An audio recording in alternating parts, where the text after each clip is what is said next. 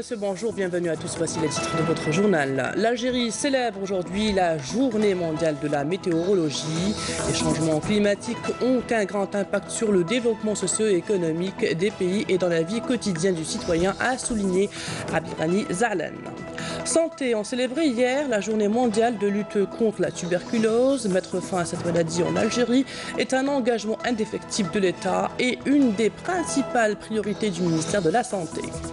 Du football, dans la dernière partie de votre journal, 4-1, la sélection algérienne s'est imposée hier face à la Tanzanie en match amical. En attendant les prochaines sorties face à l'Iran et au Portugal. Tout d'abord, le président du Conseil de la Nation, Abdelkader Ben Salah, sera demain à Genève, en Suisse, où il prendra part aux travaux de l'Assemblée générale du Parlement européen. Le ministre des Affaires étrangères, Abdelkader Msahel, effectue à partir d'aujourd'hui jusqu'au 26 mars des visites officielles en Bulgarie, en Serbie et en Croatie, l'invitation de ses homologues des trois pays. Et dans ces trois pays, Msahel délivrera un message d'amitié et de considération du président de la République à ses homologues bulgares, serbes et croates. La visite en Bulgarie sera l'occasion pour le chef de la diplomatie algérienne d'examiner avec son homologue bulgare la relance du dialogue politique de haut niveau et du partenariat économique entre les deux pays. La Bulgarie assure la présidence de l'Union européenne depuis début de janvier 2018, ce qui donnera lieu à une évaluation des relations entre l'Algérie et l'Union européenne ainsi que ses perspectives à terme. Le ministre des Affaires étrangères procédera au cours de cette visite à la signature de plusieurs accords dits afférents au développement de la coopération dans le domaine des archives et entre les instituts diplomatiques et des relations internationales, ainsi qu'à l'exemption des visas diplomatiques ou de services.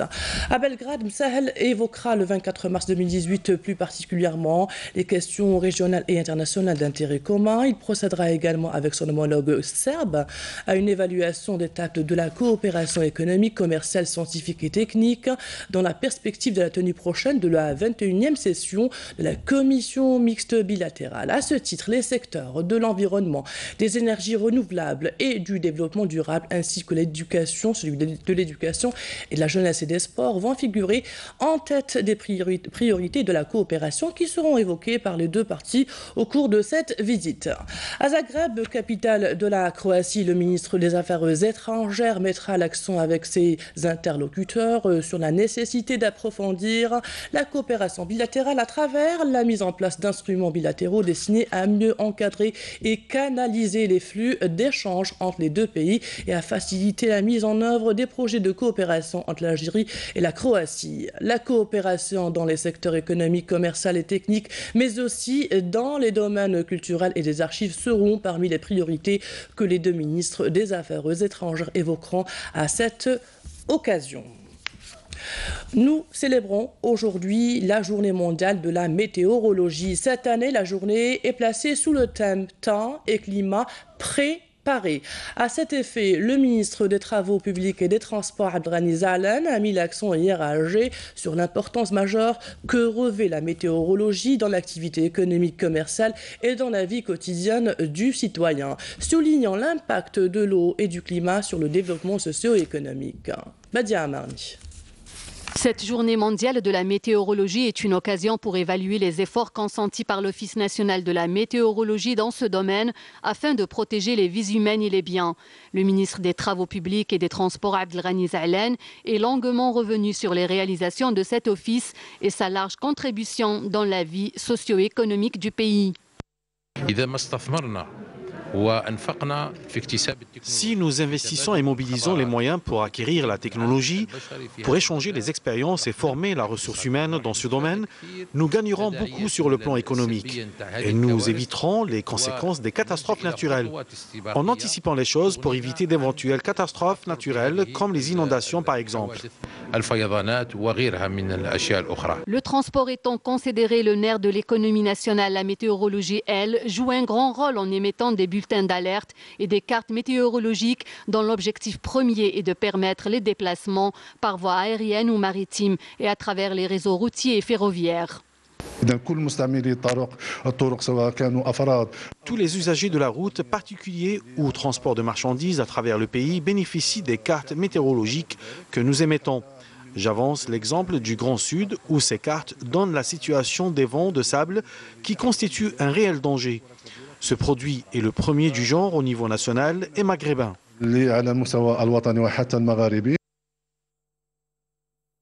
En ce jour de célébration de sa journée internationale, la météorologie démontre une fois de plus le rôle important qu'elle joue dans l'économie nationale. Des pluies diluviennes, des rafales de vent et de la neige. Voilà ce qui a caractérisé ces dernières heures certaines wilayas du pays, notamment Médéa, Sétif et Constantine, comme nous le dit Kamela Melal. Suite aux intempéries, notamment les fortes chutes de neige qui ont affecté plusieurs régions du nord du pays ces derniers jours, de nombreux axes routiers ont été coupés à la circulation, comme à Bourj Bouaririj, Sétif également, où plusieurs localités ont été isolées. À Constantine, la neige a enjolivé les hauteurs de Djbel el-Wahsh et les habitants de la nouvelle ville Ali Menjli avaient du mal à circuler.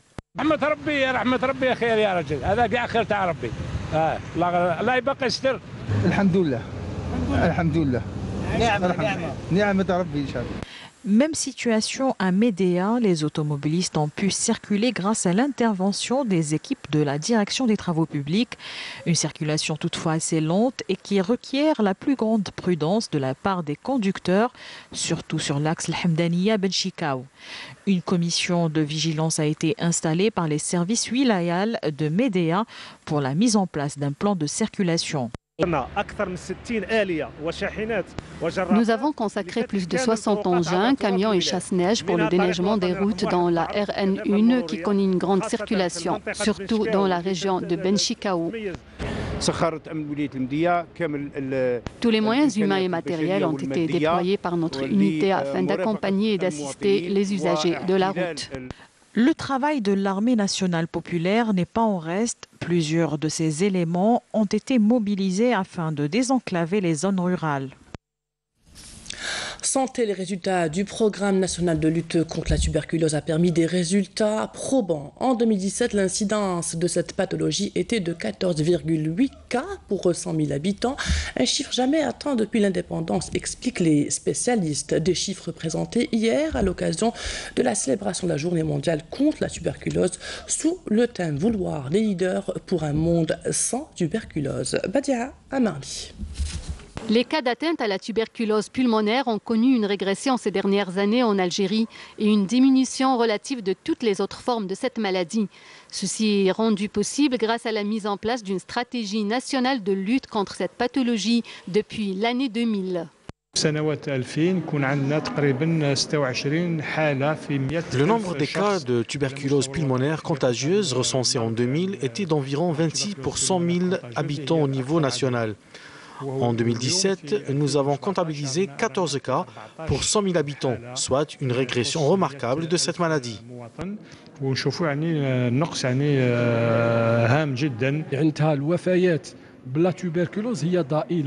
Les décès enregistrés dus à la tuberculose sont minimes grâce au dépistage précoce qui se fait dans toutes les wilayas du pays, en plus de la disponibilité des médicaments.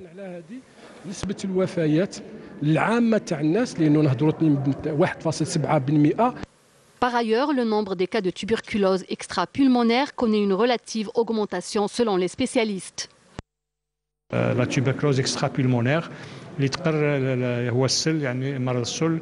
tuberculose extra-pulmonaire est une forme de maladie qui peut toucher d'autres organes. Ça peut être entre autres une tuberculose ganglionnaire. Nous constatons une augmentation atteignant en 2017 les 36 cas pour 100 000 habitants.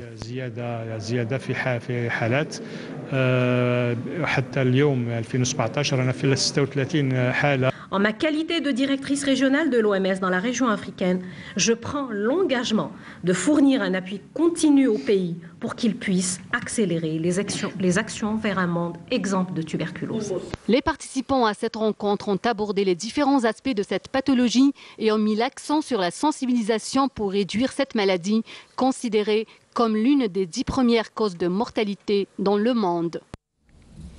Santé toujours, 45 000 nouveaux cas de cancer sont enregistrés chaque année en Algérie. Un dépistage précoce permet souvent de sauver des vies. Mais dans la majorité des cas, les patients ne s'en rendent compte que très tardivement, malheureusement, ce qui amoindrit leurs chances de guérison. Une journée de sensibilisation s'est tenue sur la question à Tlemcen, nous dit Camélia Melal. Avec 45 000 nouveaux cas par an, le cancer du sein vient en tête des cancers en Algérie. Un chiffre inquiétant, d'autant plus que les femmes âgées de moins de 39 ans ne sont pas épargnées par cette maladie. Le diagnostic tardif est pointé du doigt, d'où l'intérêt du dépistage. Le cancer du sein occupe la première place puisqu'il constitue 50% de cancers qui ont atteint les femmes. Puis en deuxième position se place le cancer de la vessie. Ensuite, vous avez celui de la prostate, mais aussi le cancer du poumon. Pour l'association Amal El-Hayat, réduire ce chiffre alarmant est le premier objectif.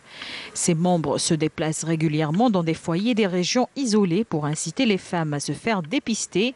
Aujourd'hui, ils organisent une conférence pour sensibiliser et former le corps médical de cette région. Nous voulons vraiment faire un travail de recherche sur la région de Razaouet qui connaît un taux de pollution élevé et un nombre important de cas de cancer. Le nombre de cancéreux est là. Nous projetons d'ouvrir un centre pour les cancéreux qui viennent de loin. Cela leur permettra de trouver un toit où s'héberger tout au long des soins. Cette journée de sensibilisation a permis de faire le point sur le dépistage précoce du cancer.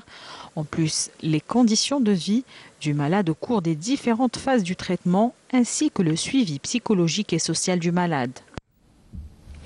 Autre pathologie, la rougeole. Pour vaincre cette maladie, une campagne de vaccination a été lancée dans la wilaya d'El Oued. Cette campagne est déjà à sa deuxième semaine, nous dit Jazia Payou.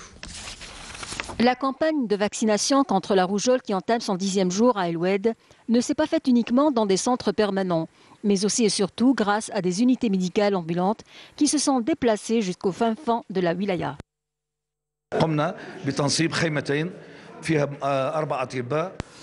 Nous avons installé 2 tentes fixes pour 4 médecins et 8 infirmiers.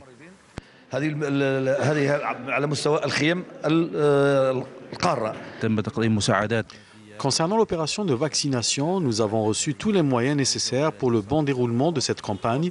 Nous avons également présenté une aide financière et matérielle à toutes les personnes nécessiteuses. La commune frontalière d'Ouarlma, touchée également par l'épidémie, est concernée aussi par la vague de vaccination. 20 unités médicales ambulantes se sont déplacées jusque-là. Nous travaillons en étroite collaboration avec les services sociaux, ceux de la santé et du Croissant Rouge. Notre objectif est d'atteindre les régions les plus lointaines.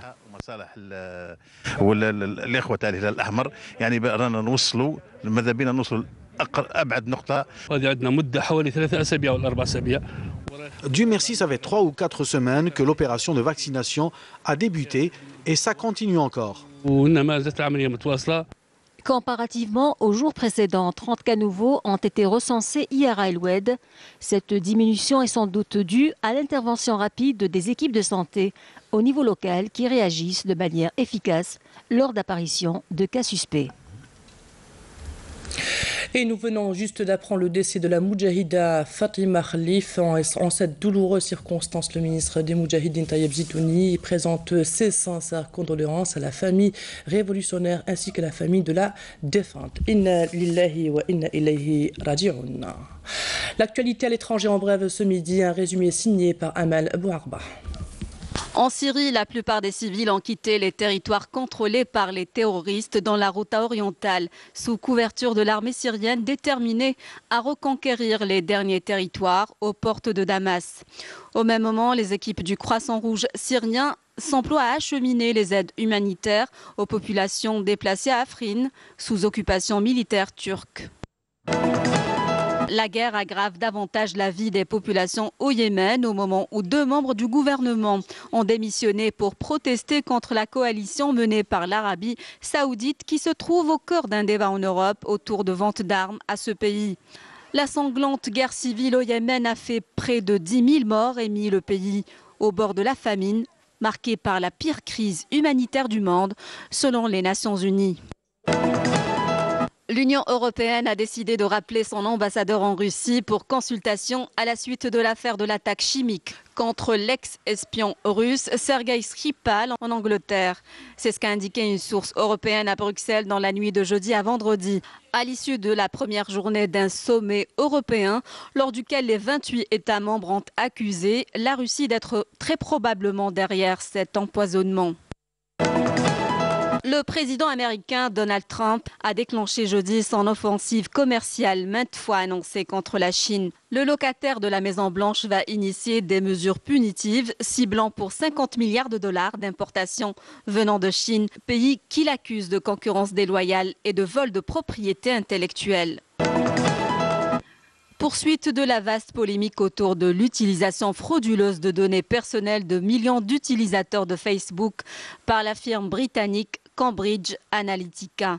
Cette dernière est accusée d'avoir utilisé les données d'utilisateurs de Facebook pour développer un outil informatique permettant de cibler des électeurs afin de peser dans la campagne présidentielle de Donald Trump en 2016. Au cœur du scandale, Facebook fait face actuellement à une campagne de désabonnement. Retour au pays et place au cinéma avec la tenue du festival du film méditerranéen de Annaba. Cette troisième édition est placée sous le thème « La paix pour la Méditerranée ». Voici le compte rendu de la journée d'hier avec Amir Nebash dans ce reportage. Annaba accueille le film de Yasmine Chouir jusqu'à la fin des temps, qui entre en compétition officielle au sein du festival. Une belle aventure cinématographique qui commence pour notre jeune réalisatrice. Sincèrement, je suis très heureuse. J'attendais avec impatience la sortie algérienne.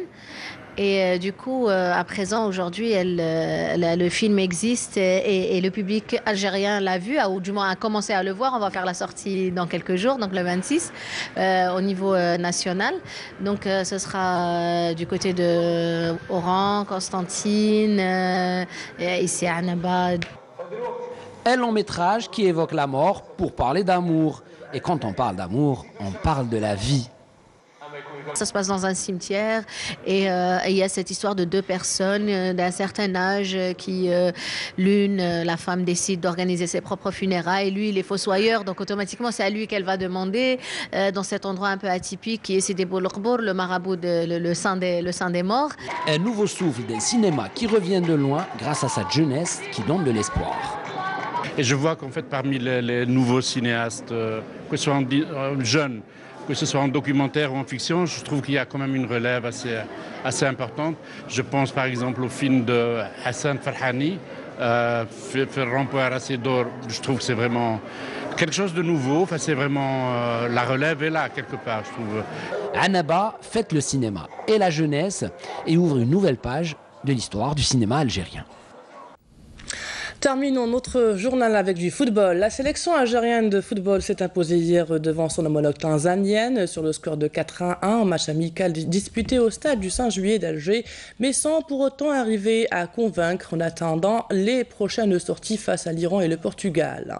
Les buts de la rencontre ont été inscrits par Bounedjah, Kapombe, Medjani pour l'Algérie et Ramadani pour la Tanzanie. Suite à cette première réalisation, la formation de l'entraîneur Rabah Majar n'a pu confirmer sa domination devant cette équipe tanzanienne qui jouissait d'une aisance technique en attaque et un jeu basé essentiellement sur des contre-attaques menées notamment par Samata.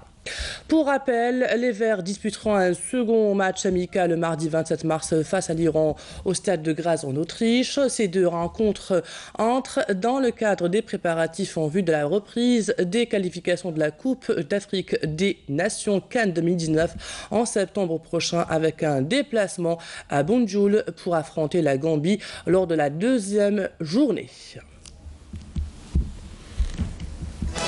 Et c'est la fin de cette édition préparée par la rédaction de Canal Algérie. Merci à vous de l'avoir suivi. Dans quelques instants, les prévisions météo de Fali El-Chir. L'information continue sur notre site intv.dz, sur YouTube Canal Algérie et sur notre page Facebook.